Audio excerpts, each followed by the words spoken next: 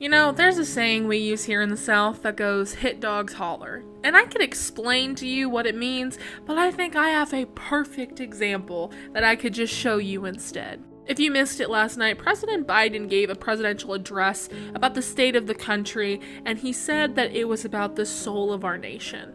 Where in this speech, he drew a line in the sand and said, if you're a MAGA Republican, if you're one of the people who has sought to overturn our elections, who has tried to suppress the votes of millions of people, you are a threat to our democracy.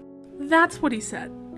Very unifying on all other fronts, literally saying there are good, hardworking, decent people in America, regardless of their political ideology, and they are not the same as the people seeking to overthrow our government. And the dogs started hollering. Ted Cruz said Joe Biden vilified millions of Americans in a divisive and angry speech. I don't know if we watched the same speech, Ted, but I don't think Biden was divisive or angry. Lauren Boebert notably said Biden has had a disastrous regime. But probably the most outlandish and disgusting was Marjorie Taylor Greene posting a CGI video of Joe Biden deepfaked with the literal main bad guy of World War II, with the symbols of the main bad guy of World War II photoshopped in the background. I'm not going to show it. If you want to see it, you can go to her Twitter. But she told her followers this was real.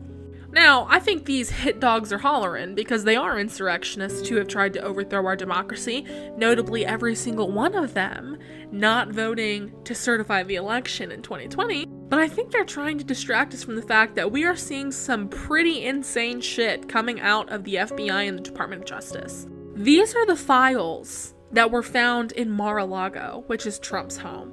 You know, the investigation about how he took government documents out of the White House when he left. Now, a lot of these images, if you look, are marked classified. What's even more terrifying about this is we're seeing new information saying 43 of the folders that were labeled classified are empty. They're unaccounted for, which means he either got rid of that information or it's being hidden somewhere else. Maybe it's just a coincidence that after Trump leaves office and all these documents go missing, the CIA reports that an unusually high number of assets and intel are being compromised or murdered.